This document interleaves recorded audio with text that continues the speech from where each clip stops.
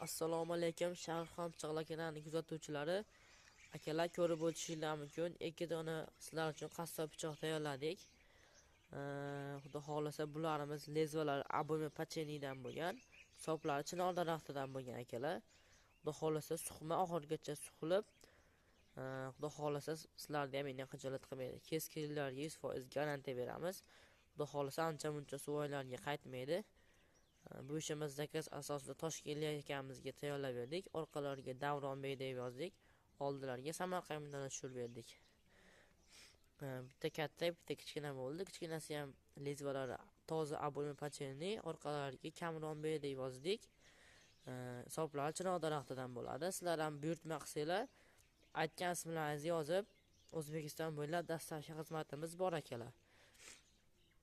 Buni o'zlarini chiroyli ko'ja xillari bo'ladi. Xillariga solib Toshkentga chiqarib yuboryapmiz akalar.